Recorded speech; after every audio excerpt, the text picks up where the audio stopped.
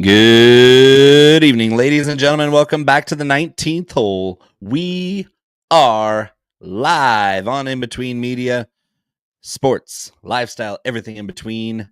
Make sure you like this video, subscribe to the whole damn channel, and jingle that bell for notifications.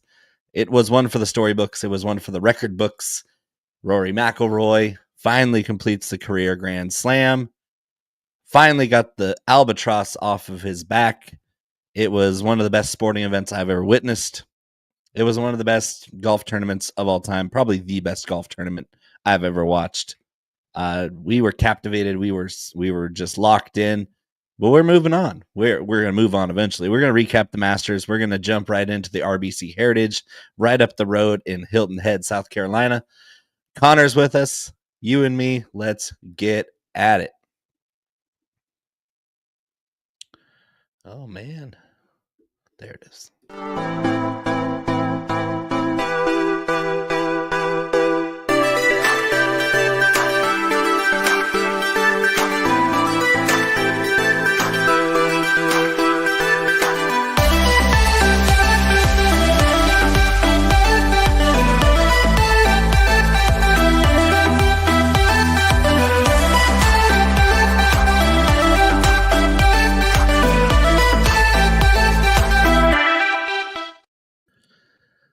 Well, Conor, I'm still gasping.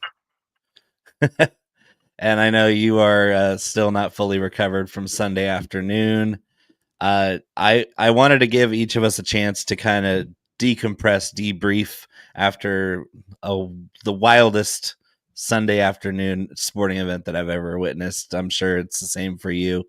Do you mind if I take the podium here just to let loose on some of the thoughts I've had? Because I've had a hard time to decompress. It's been 2 days. Is that normal?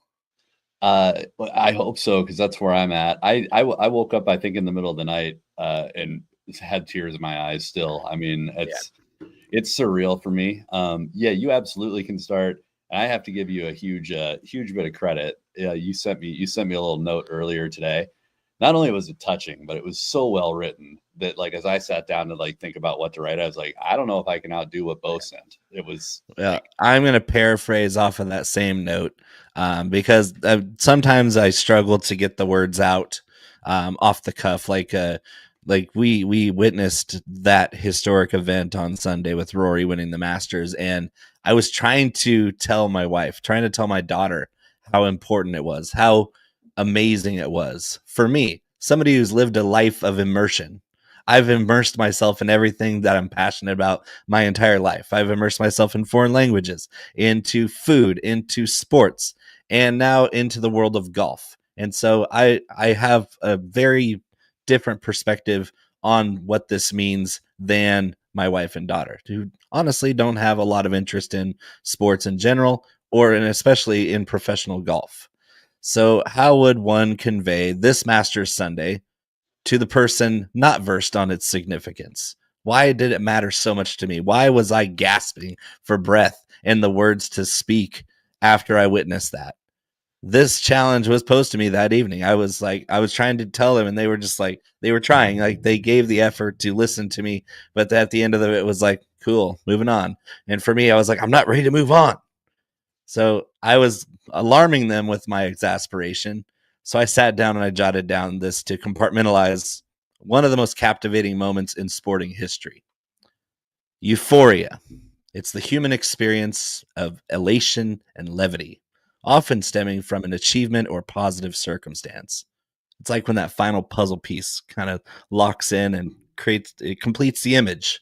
It's what you pictured. It's what you prepared for. It's what you organized, and it finally locks in. It's like spending a week climbing Kilimanjaro and reaching the summit.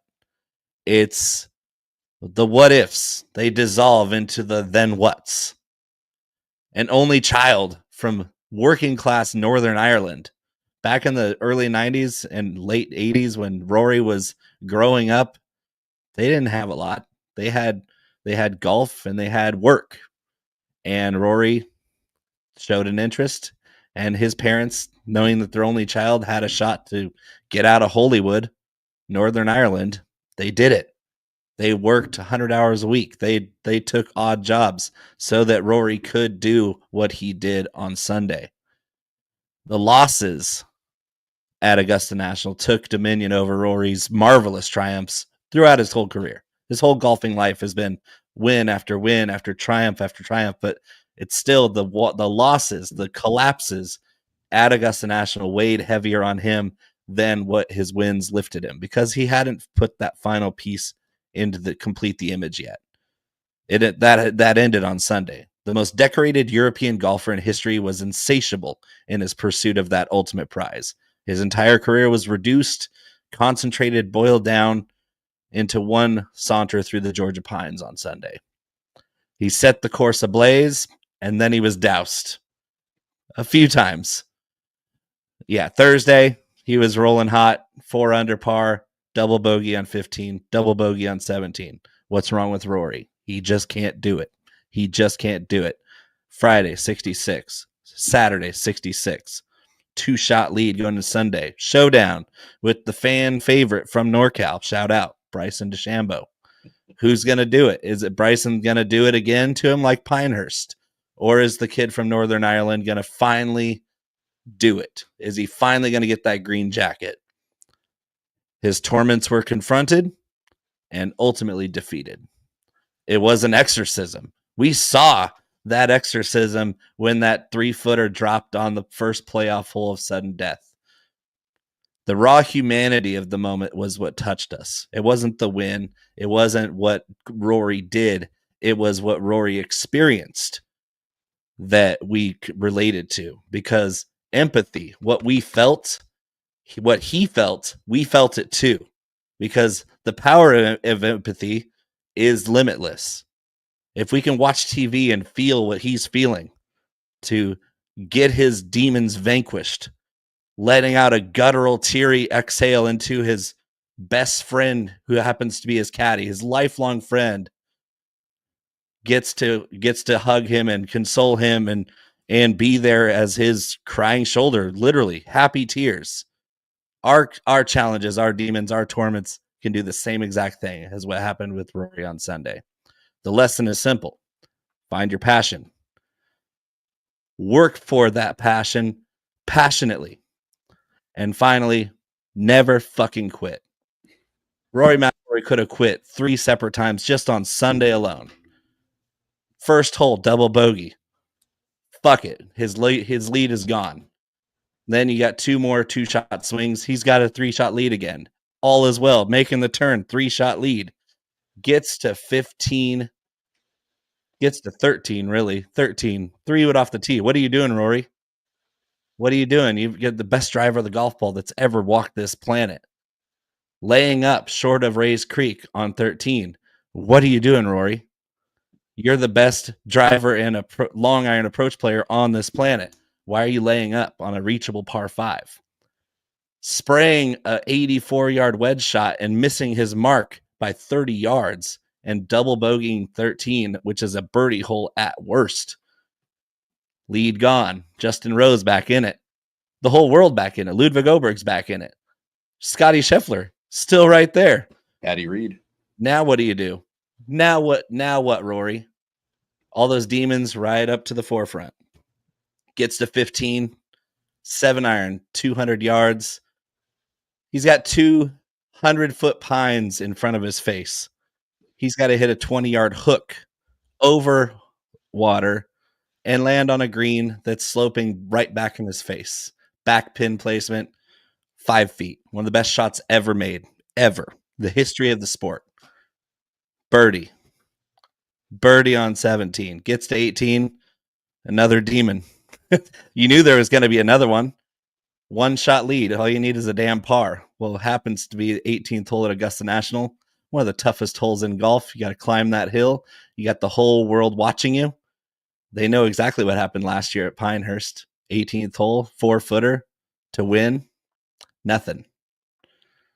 And this time, he hits a perfect drive. I'm thinking, oh, he's got it. This is good. Gap wedge, 124 yards. All he has to do is put it behind the pin and roll it back a couple feet. 2-putt par, get out of here, get your green jacket. Another bad wedge shot. We talked about Rory's wedge play as being a positive, his growth area this year. Not on Sunday. The pressure cracked those little seals that he had in his game this season, and he made bogey. Justin Rose, Rory McIlroy, sudden death playoff. And that's when Rory could have quit for the final time. Said, hey, 17th time at Augusta National. I've come so close all these times. Maybe it's just not my day. Maybe it's just not my tournament. Maybe I'm Greg Norman. You never know. Greg Norman won lots of majors, but we're talking the same territory. Not Rory. Rory never fucking quits. That dude, he went all the way back to Northern Ireland. He thought about the people in his clubhouse at Holywood Golf Club. He thought about his mom and dad, how hard they worked, what they put forth to get him to that moment next to his best friend. Stick it close, tap it in, get your green jacket roars. That moment inspired me to chase that weightlessness, that feeling of weightlessness more ardently going forward. Conor, is there anything left to cover from the Masters? I want to give you the platform because this is your favorite golfer. This is one of your favorite athletes in the world, and I know you've lived your life in immersion, especially with golf. So, tell me what it means to watch what we just watched. I mean, first off, well said. A lot of well saids going in the chat. I'm with Royal. I saw that comment. It was crazy. Ken Griffey Jr. took those pictures. I mean, that's nuts. What a crazy. Some people have all the talent. Right. Everything you said about the event itself, everything you said about like the bigger picture of golf and the perseverance required, all those things came rushing forward for me. And then I think for me, Rory's been my favorite golfer as long as I can remember. And I couldn't tell you what made me gravitate towards him. Maybe it's because he's Irish. Maybe it's because he was like a goofy, awkward guy on tour. It's something different to look at. I don't know what it was, but I was always like captivated by Rory's swing. Like I always just thought it was like the most like compact, artful, powerful swing. And so I always gravitated towards Rory over the years. And there's been so many ups and downs with him. I mean, he's been the bad guy. He's been the good guy. He's been not popular. He's done some things in his personal life that are really questionable. But I think those things have always humanized Rory for me. And seeing Rory vulnerable over the years, like not being able to get this done and struggling through it. I think his passion, his perseverance, and the way he celebrates the game every time he goes out, regardless of where he's at in life, have always been like those things that you're just hoping he gets there. You're hoping he gets there. And finally seeing him do it, I think for anybody who loves the game, anybody who loves Rory, in particular, I mean, it was just overwhelming. I mean, everybody I know had tears in their eyes. I mean, it was just one of those moments, and not just golf, but in sports that just kind of transcends the sport itself. It's like a really human moment. And I thought that this was one of those things that'll live on forever. So, there were a lot of things about it that got me emotional. Seeing him walk off the 18th, seeing him embrace his wife and his kid. I thought just those moments that you got to imagine, like what it was like for Rory going through it. Yeah, I'm crying. That was you. Yeah, that was the picture you sent me approximately 15 minutes after he had won, because I'm pretty sure you weren't coherent enough to take a selfie in the moment. But yeah, it's all over your face. The happiness, the tears, the everything is like this. This was like the pinnacle of your sporting life. Like as a fan of any golfer, like I'm a golfing fan. I'm not the biggest Rory fan because that's you. I root for Rory. Like I didn't bet on him to win, but I found myself rooting for him because that was like I wanted that to happen for him, because I know the backstory of what he's been through. I watched 2011. I watched 2022. It was all of these times where he's been right there. And in 2011, it was his fault. He collapsed. He choked. 2022, he just got beat. Scottie Scheffler was just better. And 10 strokes. Yeah. And this year, something was different. This is the first Masters champion with more than 2 double bogeys through the week. He had 4. including Well, two on Sunday that should have sank him. it was like I said for weeks leading into this. So too, this was the most collected, confident, controlled Rory that I think I maybe have ever seen. You nailed it. And I think he came in and he executed all those things. And so I think the culmination, for me of years of taking playful abuse, but taking abuse over my, blind faith in Rory. I don't think a lot of people can say a whole lot of things about Rory anymore. There's no more asterisks next to Rory's name. And I think his question to the media was perfect. Yeah. What did he tell the media before they got to ask any questions? I think I was crying at the time. Fill me in. Before he took any questions at the podium, he turned to the media that was sitting there waiting for him to address their questions. And he just said, "Now what are we going to talk about next year?" Oh, yeah. I didn't know what you were getting at, but yeah, 100%. Chef's kiss, right? Like every year we're talking about, is it Rory's year? Is Rory cursed? Is he snake bitten? And now it's like, now what are you going to talk about next year? Like how bad Irish food's going to be at the champions dinner? I guess they're going to have to. I've had Irish food. It ain't great. But, Yeah. I think the last thing I wanted to just say is, he did something that only 6 other players have done. And I think that in a lot of ways got lost on people that don't follow golf. I don't think people understand how impossible a feat this is. And I think if Rory walked away from the game today, I don't think anybody could forget like how incredible our time spent with Rory has been, like through all the ups and downs and everything that he just culminated in this win. So yeah, I mean, Locks just say Rory back-to-back Grand Slam. I absolutely think it's possible. I mean, Yeah. he's got the monkey off his back now. Yeah, we're going to hit the drop for news, Niblick, and kind of go over more of the peripheral around this win at the Masters. And here's news, Niblick.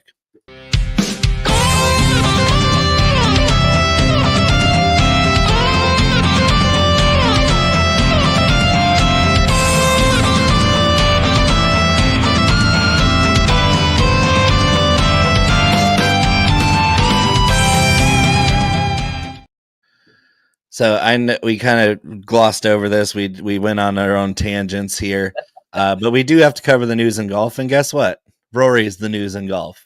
But at least we can like kind of like I can try and get some of the tears out of my eyes. Right? Yeah. Live this again. So first headline: Bless Hollywood, amen. Talk about Sunday at Amen Corner, 11th hole, probably the luckiest break of the tournament. That was the turning point where I thought it was over. Like most of the people were the fat lady. We thought we heard the fat lady sing, and apparently she was just warming up. At 11, Rory tried to hook it out of the right trees and overcooked it. And by the grace of Hollywood, Northern Ireland itself, the ball stayed dry by maybe a couple inches. And then Bryson DeChambeau from the fairway overhooked his approach a la Colin Morikawa and Ludwig Oberg last year and dunked it on 11 to take himself out of contention. I thought it was over there. Conor did that, although it didn't end the Masters like we thought it did. What did you feel like? Was that an omen for you on 11? I thought we were going to be at least a little more cruise control from that point in. For sure. He did still make bogey from that spot. He couldn't get up and down. 11 is the most difficult golf, the hole on that course. It's killed many people's chances. It was a turning point where we thought Rory was in cruise control.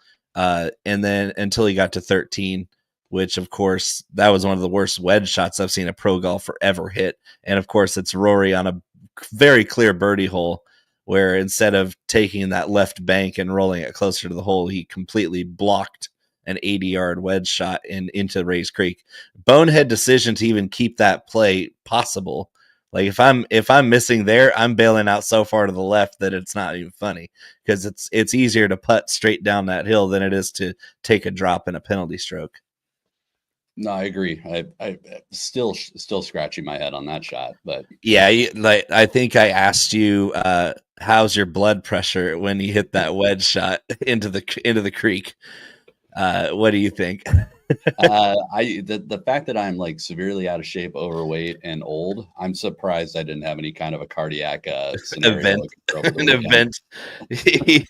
I knew you were hurting bad because we were talking about we were still reeling from Bryson dunking on 11 because 12 was kind of a neutral. Bryson bogeyed 12 as well when he couldn't get up and down of the bunker. Rory was cruising and he was even though he laid up, which I didn't agree with, you didn't agree with. It was still not a very difficult shot, and he blew it.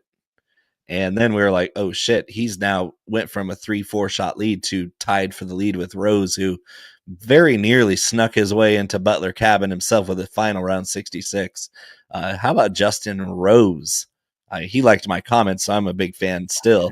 But Justin Rose, one of the most gracious runners up that I've ever seen. Like, this guy's been in, that was his 20th Masters without a green jacket. And we're not talking about, oh, can Justin Rose get it done? Like, we know Justin Rose can get it done, but just his humility in defeat was admirable. Yeah, I don't have any problems with Justin Rose or anything like that. I wouldn't call myself a fan of Justin Rose or anything, but I thought the way he handled himself, I think he would have been as respectful in victory as he was in defeat. I think that's the type of player and type of steward of the game that Justin Rose is. You know, from a drama standpoint, I mean, if you want to talk about kind of the negative side of stuff, I thought some of the social media portrayment of what went on with Bryson and Rory in the final round, I guess that would be a downside. But like, I think getting back to the golf itself, I wasn't in panic mode yet because I knew we had a couple of good looks coming up. I think, I think the 7-iron shot prior to that, I was not doing so great because in my head, that was an eagle. I mean, to me, I was like, he's going to get that eagle. We're going to take care of that, take care of business. I thought he got it. That's hands down one of the best golf shots I think I've ever seen in my life. I mean, that's got to be up in the top 5. And then he didn't make the eagle putt though from 5 feet. So even though he hit a miraculous shot and gave himself an eagle opportunity to push his lead out farther, he didn't even make that putt. And then you get to 16 and he hits it to 7 feet, and it's just another good look. And then 17, he hits, I think, almost even better approach shot, even though it's from the fairway. So the approach on 17 to 2 feet, that's what gave him the chance to, I just need a par on 18 and we're good. And then, of course, 18, he pipes it down the middle and blows that wedge shot.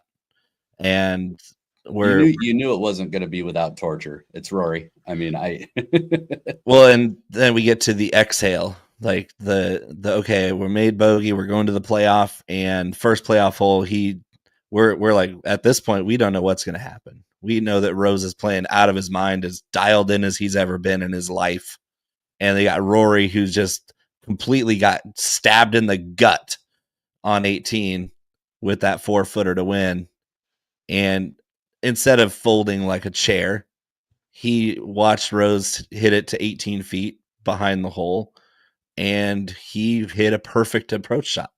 And the only thing that could have been better is if he had actually holed out that eagle in the first playoff hole, because it was damn close. When he spun it back off that bank, I was like, that's got a chance to go in. And it very nearly did. I was yelling so loud on my screen for that to go in, for him to win on a hole out eagle in sudden death.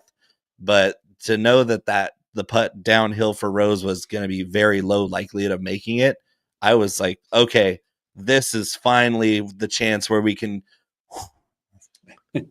because every breath in was a gasp. Every breath out was a, and that was all day Sunday. We were just hyperventilating basically the whole time. And that's why I'm still freaking exhausted. I didn't even drink on Sunday, and I'm still hung over from that swing that we had. I drank enough for the both of us, trust me.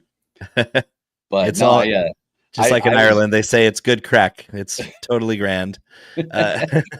I was standing at attention. I was ready to yell and scream and cheer. And what was crazy is that putt dropped. And I was just, I think, so overwhelmed and like so relieved that it finally happened. Like no noise came out, you know, it was just. Well, it was Ken Griffey Jr. captured you collapsing on the ground. Yeah, well, I was close. If I didn't have the baby in my hands, I might have been collapsed. Trust me. All right. Are we decompressed enough to move on to the Heritage? Yeah, I mean, which is going to pale in comparison, but yes. There, yeah. And obviously I lost it again when he hugged Shane Lowry, who obviously shot 81 on Sunday. He was in contention still. Shot 81 to fall out of contention on Sunday. Still hung around. He wasn't going to miss his best friend growing up. Like in junior circuits, all the way up to the PGA Tour. His Zurich Classic partner in New Orleans next week. That was a great moment for him.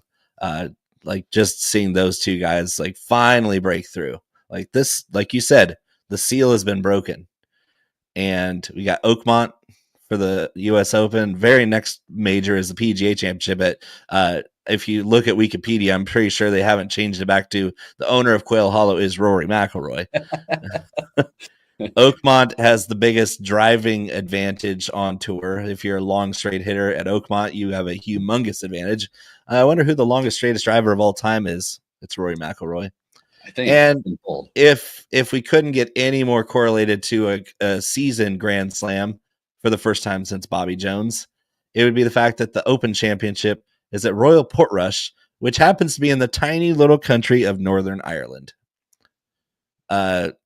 This is just storybook stuff, right? This is it's got to be rigged at this point, right? Seriously, it could be rigged, and I wouldn't give a shit because I want to see it. I want to see it.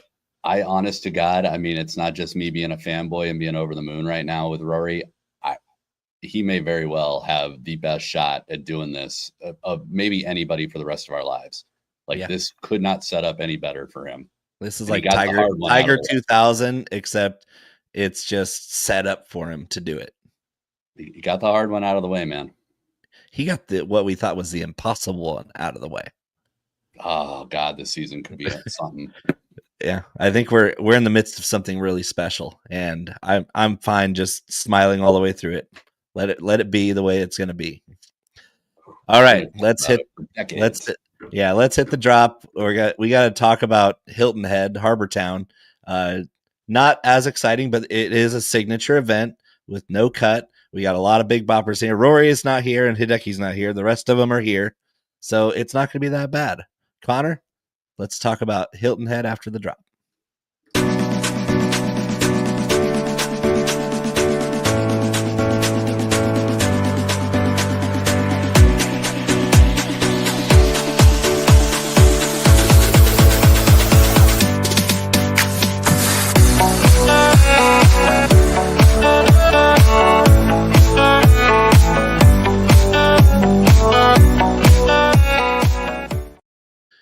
All right, Conor, take it away. Harbour Town Golf Links.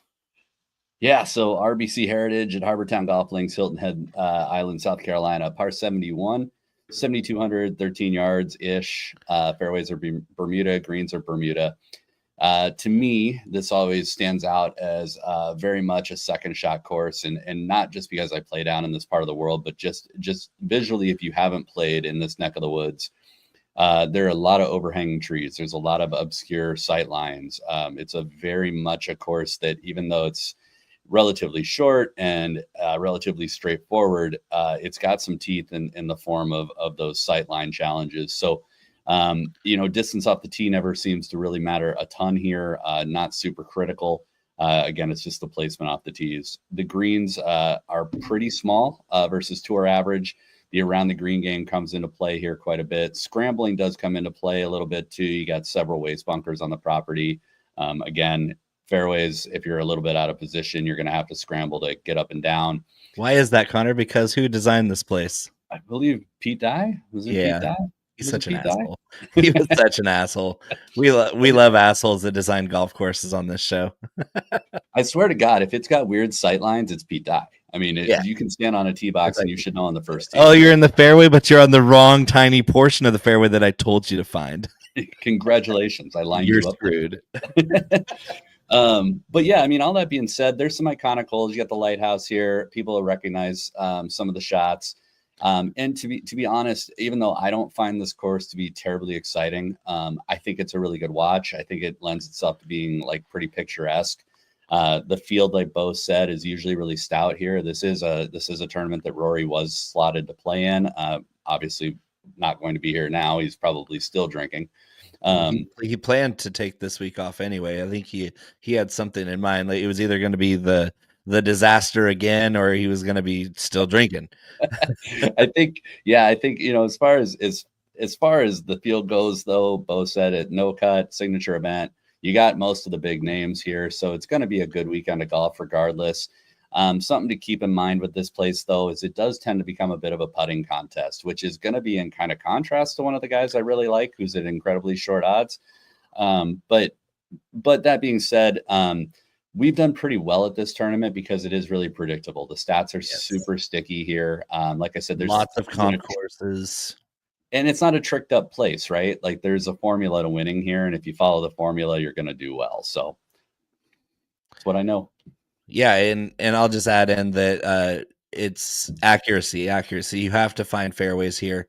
And even though there's a lot of forced layups where most of these guys are going to hit less than driver on half of the driving holes, just to find the fairways. If you're not in the fairway here, you're absolutely screwed. Even with light rough, the trees are going to cause all sorts of trouble. And then these are the smallest greens by square footage on the tour, even smaller than Pebble Beach, which is crazy because Pebble Beach is a comp course. And you kind of have the same correlations, but I think this is even a clearer cut case of hit it straight off the tee, find the fairway, and then stick it close on approach. You got between 125 and 200. You just got to be really close to these pins because there's not much green to work with on any of them. And it's just going to challenge those second shots. And then, like you said, once you're on the green or around the green, getting it up and down or in the hole on the third shot it turns into a putting contest. So if you got guys that can hit fairways and stick it close, anybody can win here. We've seen guys that couldn't find the fairway with the map win here. Jordan Spieth is the prime example. Sahith Theegala, runner-up last year. That dude hasn't found a fairway since Nam. It's crazy, but sometimes the opposite type of skill set works here because of it just comes down to, can you post 4 good scores? Because some guys are going to blow out of here at 3 or 4 over par and miss the cut. And then the rest of them, in this case, it's just going to be they're out of contention. But then you're going to have some guys that go completely bonkers here and shoot 6-7 under each day, and they're going to win at 20, 21 under, like it has been the case in the last couple of years. So you're going to have a big disparity in scores based on just how well people are playing right now. It's a really cool tournament because I don't really know who's going to win here. All I know is that whoever's coming in the hottest is probably going to do the best. What do you say we bet on some golf? What do you say we win some more money on some bets on some golf? Yeah, I mean, your bankroll is probably just flush right now. Believe me when I tell you, I couldn't make enough money back on Rory over from what I spent over the years, but it didn't hurt. No, it's a good win. It's all the things that we dream about. Let's twirl it.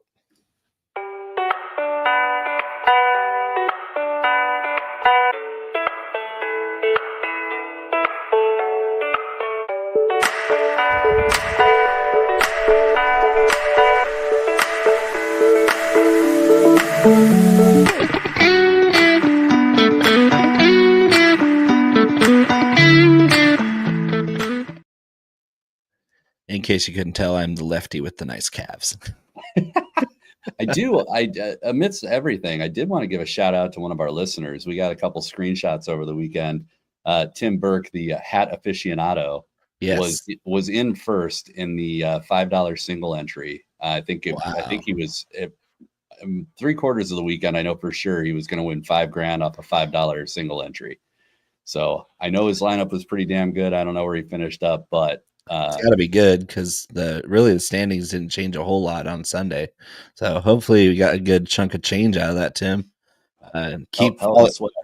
keep sweating the hat. That's what I like to say. Just like the hat seems to know what's going on before we do.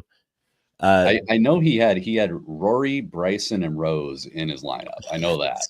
Oh, he's fine then. He did great. Bryson hosed him. Yeah, Bryson didn't do great, but it was just a great tournament to watch. I mean, the Masters is magic every year, but that was just something special. This week, DraftKings Sportsbook has a surprising favorite, Scottie Scheffler, defending champion. It's wearing the tartan jacket today, showing off since he had to give back his green jacket on Sunday.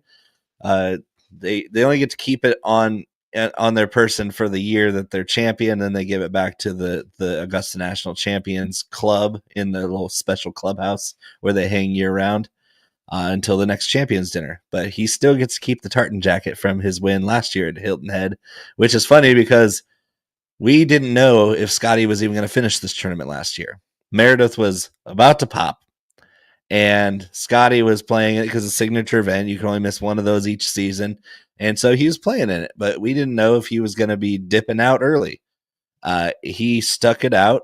Meredith kept Baby Bennett inside long enough for him to go out there. And I mean, it's kind of unfair that Harbour Town is perfectly made for Scottie Scheffler's skill set. Like narrow fairways, he's really straight off the tee. Tiny greens, he's the best at hitting it close on his approach shots.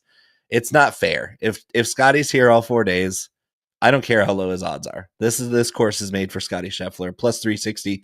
I'll count my money right now because this is the one event of the year where I'm going, Scottie Scheffler probably wins this, and there's a chance he wins by more than 5 shots. Yeah, I'm amidst writing it up as we speak, but yeah, I don't normally go for something this short, but you can't ignore Scottie here. And Scottie, I think for the general public has the same affliction we talk about with some guys where he's not winning every time he tees it up. So he's playing like shit. Well, the reality is he's quite good. Yeah. He's still finishing top 5, like every time every week. So, yeah, Scottie here. I mean, I think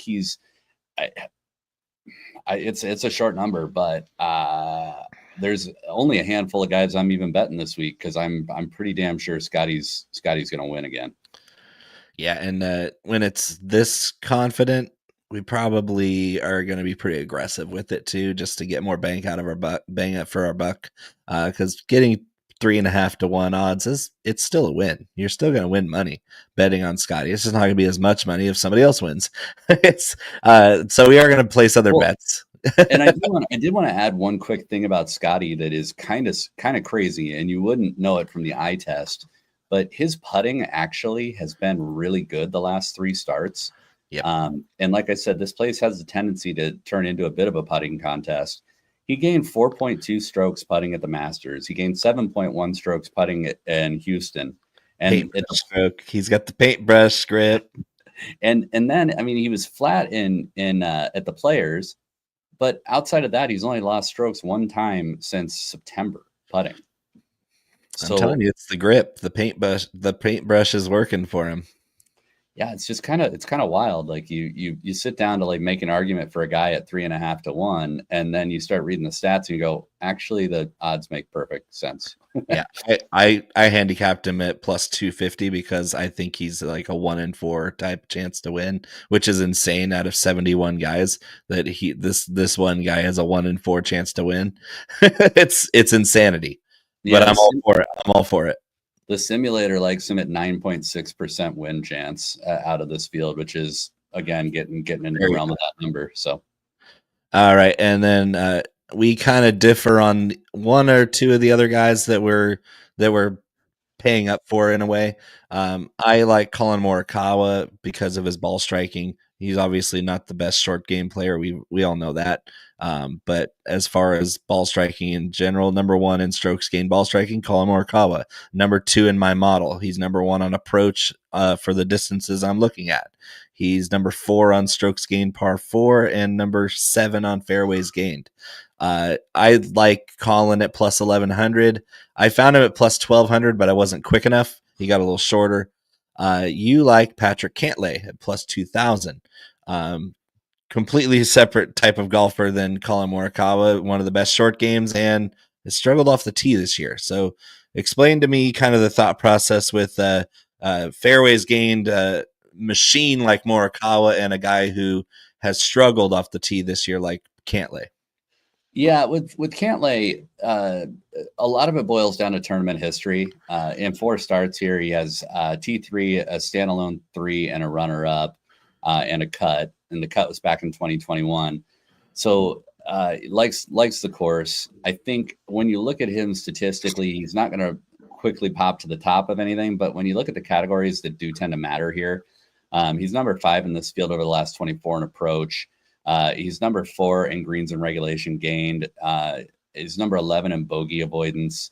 He's in the top 15 for a couple of the other scoring stats. It's just like he's not playing bad golf by any stretch. And again, he's had really good success at this course. It's a course that makes sense for him because some of those off the tee woes that you're talking about from time to time are somewhat mitigated here because you don't have to bomb driver off every single box. And I think that's maybe part of why Cantlay's done well here over the years. It's true.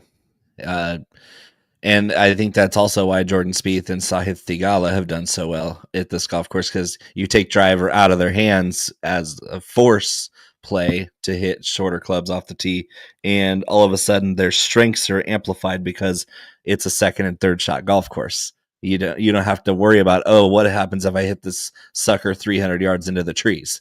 They don't. That's out of their mind, and so they can focus on what they do excel at, which is on approach and on the third shot, whether it's around the green or putting for birdie. We completely agree, and Royal Slade, our Canadian loony up watching the show, is going to be happy to report that Conor and I are both on Corey Connors this week. Yeah, round of applause for the 19th hole, coming to an agreement on Corey Connors to win the RBC Heritage. Not just because RBC is a Canadian sponsor, the Royal Bank of Canada, but also because this is a ball striker's paradise that doesn't necessarily reward good putters. It rewards timely, hot putting. And Corey Connors should have won the Masters if he had putted at all well, but he didn't. He putted okay. But ball striking wise, this guy's going to put himself in so many birdie opportunities on this golf course that he's got to make some of them, right? No, with Corey Connors, too, to your point about the Masters, it is actually really scary. If he had just gained like 2 strokes putting, which wouldn't have been for the week, he would have been, if he didn't win, he probably would have been right there in the playoff. And his approach game last week was really, really solid. He was hitting a lot of great approach shots, seemed to be really in control of the irons. So the other thing, too, with Corey Connors I was looking at is it's not that he has particularly great history here, but he's played it once in each of the last 5 years. And so this is a course that he knows. He's familiar with it. He's going to carry that Masters performance forward with him a little bit. He's got good momentum. He's showing a lot of signs of having the game completely together. To me, that plus 2,200 number on Corey Connors versus some of the guys that are shorter than him and where they're trending at, I really think Corey Connors has got a lot of win equity here. Not Scottie level win equity, but I think you got to spread your money around a little bit. I think Corey Connors has got at least a good shot. Yeah, number 2 in strokes gained ball striking, obviously towards the bottom of around the green and putting, but the approach metrics are they're so good. They're so sexy. This guy on an approach centric golf course, he's going to be money, and that's what I like. Is he is a poor man's Scottie Scheffler. If he can find any semblance of a short game, he's going to do really well here. He's going to score. He's going to make tons of birdies. He outpaces Scottie in almost every accuracy metric that I like. That he does over the last 24 rounds. So, and frankly, if you talk a putting contest, I'd say 70-80% of the time Corey Connors, as bad as he is at putting, still probably outputs Scottie. So yeah. It's possible. Yeah, it's hard to say. I mean, any of these guys watch a couple putts drop and they get that fire in their eyes, they see red and they get hot. And I think Corey Connors is the one guy that if he can avoid some of those crooked numbers, he's going to be great. For sure. I'll throw in Russell Henley at plus 2,800, Bermuda specialist, short course specialist. He's going to get the ladder from me in this tier because of just how well he's playing this year. One of the best short games on tour. And as far as accuracy off the tee goes, he's the best there is. Number 1 at short approach, number 2 in fairways gained, number 9 around the green, number 10 in birdies, number 1 on par 4s. He's top 10 in every category except for putting. And putting is usually something Russell Henley can get extremely hot with. He's a great putter of the golf ball when he's on. And Russell Henley for me plus 2,800 is a misprice. I was expecting him to be at the plus 2,200 number that Connor's was. I was almost expecting them to be flipped. But I'll take both of them. I'm going to bet on both of them. Give me Russell Henley. I want both of them. We'll do it live. I'll tell you why Henley's a good bet this week. I'm finally off Henley. I have been on him. That's all I needed to hear. Conor Coughlin, kiss of death is I'm off of him. That means he's going to win. Yep. So everybody go get your ticket. Cause no, I love Henley for all the reasons you outlined. We all know I love Henley. I've been talking about him literally every week this season. Including last week. And I'll say that I think that some of that carries over this week. I'll go back to Henley. I worry about where he's at. I worried about Henley last week because of the length of the course. It's like people get caught up in his skill set, but if you narrow it down to long courses, he falls down to the bottom. If you put it on shorter courses, he goes right to the top. I don't think that's what got Henley last week, but Henley couldn't hit the broadside of a barn last week. He lost strokes in everything short game. I mean, He didn't actually lose. He really didn't lose to the field and off the tee. His approach was down a little bit, and the around the green and the putting just absolutely killed him. But can you blame him? It's Augusta National. No, for sure. And to be honest, he still rates number 4 in my modeling. I want to see a get right week out of him first. That was a pretty rough performance. He's my number one stat darling. You know, I don't hate the Henley play. Yeah. You just hate it when I win and you don't. He didn't make my show notes, but somebody that I'm coming on to a little bit late here is Justin Thomas. JT. So I worry about JT with accuracy off the tee. Yes. I think that's a lot mitigated here. He's really head and shoulders above the field in terms of accuracy on shorter approach style courses. He's number 1 in the field on opportunities gained, and so all that really means, again, is just guys knocking it close, having good looks at birdie. He's number 2 in this field for converting those birdies. And then when you look at the rest of the scoring metrics that I think are important this week, some of the par 4 scoring, some of the par 5 scoring, JT rates out 3 and 5 respectively. And so I'm taking another look at JT, and the number really hasn't moved much. Mm-hmm. He's been playing pretty good golf. And we get the long driver out of his hand a little bit more this week. So it hasn't been good to him. So I don't know why you would even entertain the idea. Well, as bad as it's been, even last year, he finished 5th here last year. So this of course he can get around. So I did want to throw that in. It's somebody that I've been kind of staring at for the last time. Another guy who hasn't been putting well for a year and a half or so. Yeah. Anyways, moving on. All right, let's go to the mid-price guys. We have a couple agreements here too. It's just a whole lot of agreement, and the guy on your screen right now is the guy we agree on, Daniel Berger, Bermuda short course specialist. Sounds like Russell Henley, doesn't it? It does. I'm gonna come on, Berger, just do something. You're the stat darling of all stat darlings. I think Berger just has I think Berger's top tier performance outpaces Henley's top tier performance. I'm not saying either one can't win, but he's not consistently hit it. Like we've seen Henley close the deal multiple times the last couple of years, where Henley, when he's on, he wins the damn tournament. Berger is on and he just pads the stats. And we're like, okay, how were you number 1 in strokes gained on approach and putting, and you still finished tied for 26th? Like what is going on with Daniel Berger where he can't climb the leaderboard?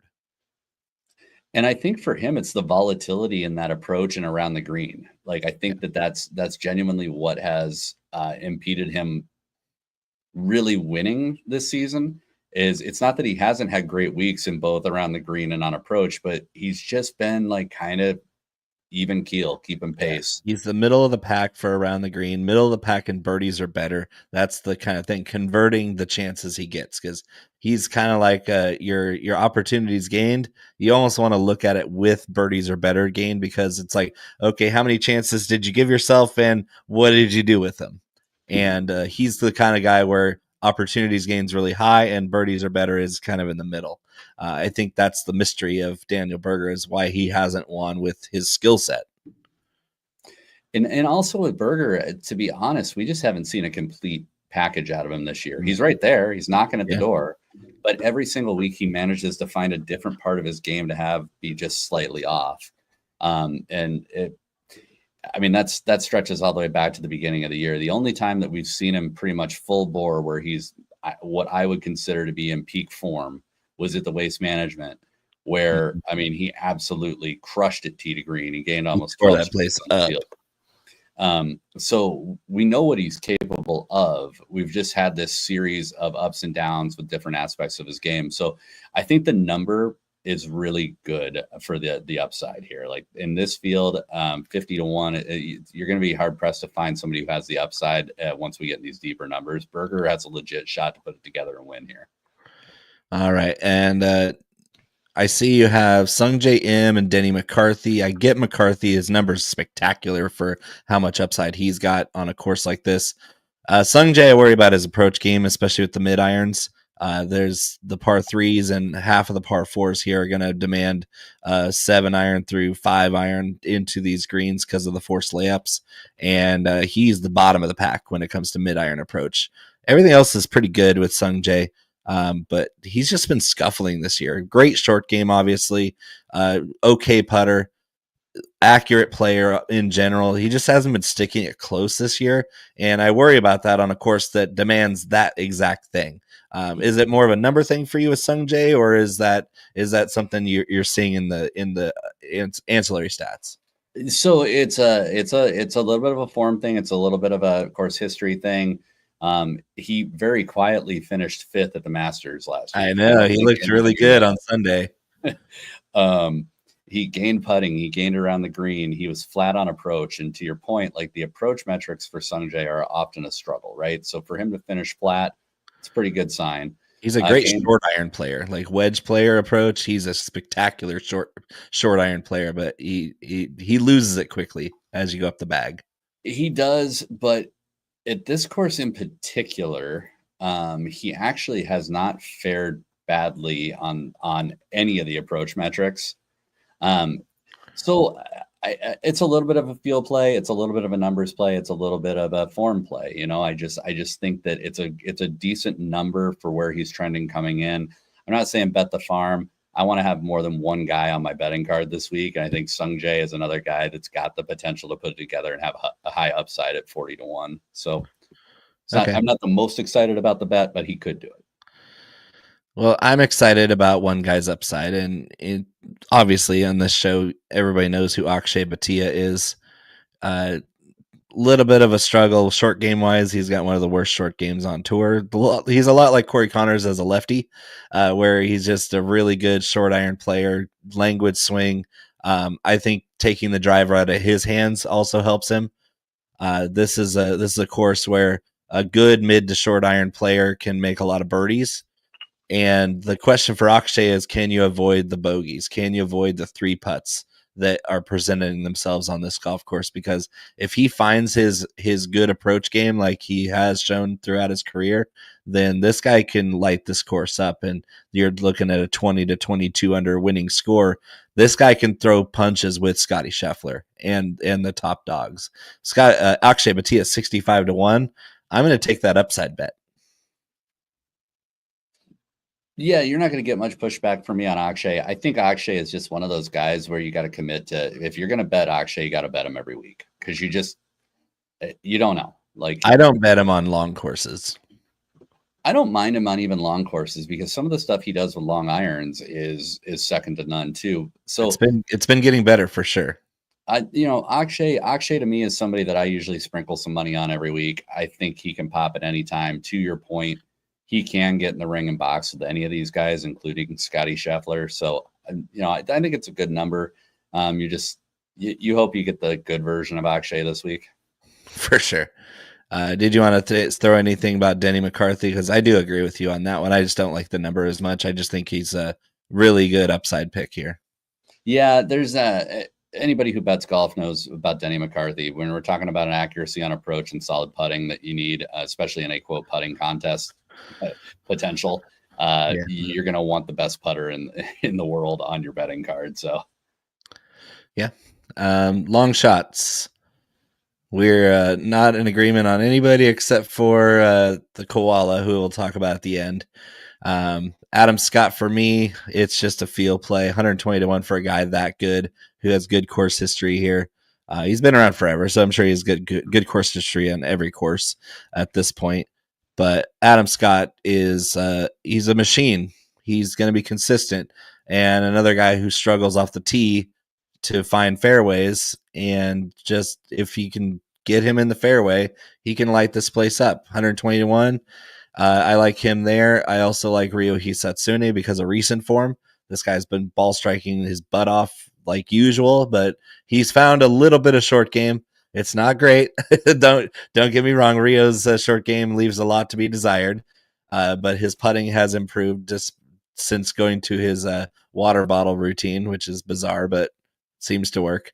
Rio's upside 170 to 1, and then I'll let you go through your other long shots, and we can converge on Carl Phillips. So Harris English is somebody that has been well off our radar for quite some time. Classy player. I'll tell you what I wouldn't have been able to tell you is how well he's actually been playing this year. I mean, I know he got a win back at the Farmers, but since then, he only has one missed cut in the following starts. He finished 18th in Houston. He finished 12th at the Masters last week, where he actually had his best approach performance of the year. And actually it goes a little farther back than that, almost a year and a half. Gained 5.1 strokes on approach. He can be a very good putter. So again, just a guy who's got a bit of a hot hand on approach, can get hot with the flat stick. Even his baseline putting is really solid. He's number 10 in this field. So Harris English 80 to 1, that's a pretty good number. Harris English is a pretty damn good golfer who's just been a little quiet for a while. Yeah, I think he had a little winner's hangover. 100% what happened. I'll skip the next. Well, I'll go to my next guy. So Jacob Bridgman, not a guy that we've talked a ton about. He has made it onto a couple betting cards. He has made it into some DFS lineups.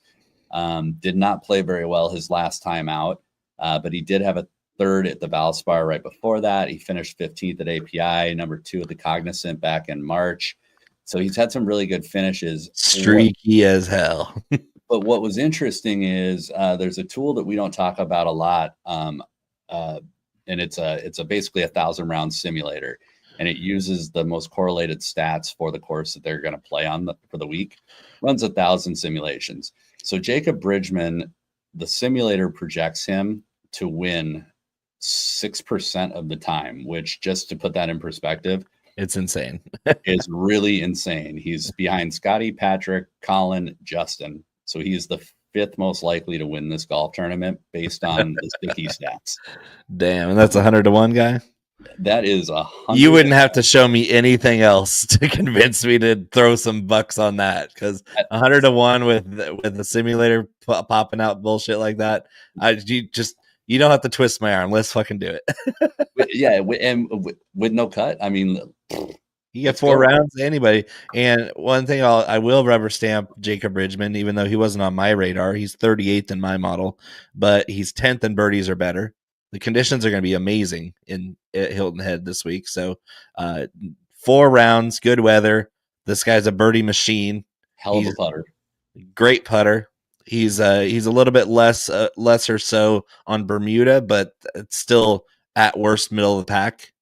And he's 18th in strokes gained par 4, which is very important, and 13th on approach on the windows that I'm looking at. So yeah, where he lacks his bogey avoidance, he's a streaky player. he likes to be aggressive. We've seen it in his good and bad and ugly. Is he's going to be aggressive and attacking pins, and if he can find it, 6% chance of win according to those simulations. So yeah, I'll take it. I'll take it every time. I've done way dumber shit with $5. And then Ryan Gerard to round it out. Just another hot hand. 9th at Houston Open, 2nd at Valero. Excellent putter from time to time. As a matter of fact, at Valero, he gained almost 8 strokes putting. So again, just a hot hand guy, really good number. 120 to 1 on a guy that's got he's got 5 top 25s so far this season. And like I said, a 9th at Houston, a 2nd at Valero. Very, very live. Ryan Gerard is at any time. He can put it very similar to Bridgman in that makes birdies, makes bogeys. But I like his fit on this course because what are the strengths of his game? Approach and putting. It sounds like what we're looking for, doesn't it? I think if I say it anymore, people are going to get annoyed and shut us off. All right. Well, for the peak annoyance, we're going to agree again on the young Australian from Stanford. Shout out NorCal. Carl Phillips, the koala. It's a no-brainer to bet this guy every week because he's getting insulting odds every week. It doesn't matter what his odds are. If it's triple digits, we're betting him. This week, he happens to be in a field of 71 with no cut, and he's 250 to 1 to win outright. He can do that. We already won money on Carl Phillips winning tournaments this year. It happened already. That was one of the most sure of anything I think this show. We were locked in, absolutely locked in. And Carl Phillips 250 to 1. Was that plus 450 for a top 20? Give me my money. Ship it right now. Yeah, 100%. It's just the number on him. Like he could finish dead frickin' last here, but I'm not gonna look like an idiot and not bet a little bit of money on 250 to 1 Carl Phillips, who we personally on this show he's what they call a prodigy. Think is on the verge of being a really big deal. So that's a hell of a number, and $5 or $10 is all you'll make plenty of money. All right, so I got some props. Did you want to get a couple picks in for the Corrales Puntacana Championship in the Dominican Republic? Oh yeah. So to be honest, I didn't do a whole lot of research. I just went off of memory on this course. But for me, Harry Hall at 20 to 1, Rico Hui at 30 to 1. We like Rico as a all around player. We've been betting him on quite a few of these events. And then I can't overlook my boy Frankie Sapin at 250 to 1. Shout out Minnesota. in a field like this, that's too good a number to overlook. Frankie's a good golfer. He hasn't been able to do much so far, but he's a very good golfer. Yeah, I'm going to throw in 2 names. One guy is really consistent, playing great golf this year, Ben Griffin, plus 2,000. And then a volatile pick. Guy's either going to chase the top of the leaderboard or blow up in a cloud of fire, and that's Alejandro Tosti. Tosti's he's exactly the type of guy you want to play on a Paspalum course, resort course. Long drives appreciated. Tosti bombs the absolute tar out of the ball. And so Toasty 45 to 1 to win outright at Corrales. I like that bet. Is the hat ready? The hat is born ready, baby. My model is ready for the hat. All right, hat. Do your work. Come on, low number. 17. Is it 17? Or are you questioning what the number is? Is your handwriting that? No, I didn't have I didn't have my model up, so I was refreshing trying to get it up as I was saying it. Oh Christ. 17 Jordan Spieth. Okay, great course history, prior champion, so that's solid. My guy we haven't talked about in a while, but he doesn't exactly fit this course, so I'm a little concerned. But my number 17 is Jaeger Bombs, Steven Jaeger. Shout out Germany and Chattanooga, Tennessee, I guess. I don't hate that. Yeah, we love Jaeger Bombs on the show. Freaking Speed. I don't hate Spieth at all. And at this course, you got to go with the guys that are horses for courses. So let's not take the easy out here, call our outrights, and get out of here. So who outside of Scottie? Who you got? Russell Henley. Let's ladder him up. I think I'm gonna go 21 under. It's gonna be a record score. 21 under. I'm gonna go Bridgman with the hot hand. Woo! Like a bridge over Scottie's water. I know that's a crazy thing to throw out as a winner outside of Scottie Scheffler, but there's just something he sets up right, and the simulator likes him. I'm gonna roll the dice. Hey, you know what you do with a bridgeman over troubled water is you lay him down. You lay down the money. You lay it down. Next week is the Zurich. Am I right? Is that the team event next week? I think it is the Zurich next week. I'll be interested to see if we get a DK, a DFS version of it. Yeah, it's hard to say. That's always tricky to play DFS with because you can't pick the same guy twice, the same group twice. I think it's one of those events that you get like a little bit of a leverage play because if you know how to do it right. Uh-huh. All right. Well, join us next week for the Zurich Classic of Nolans. Conor, Bo, we're still riding high. Go, Rory. We love you. Still crying. Still bawling our eyes out.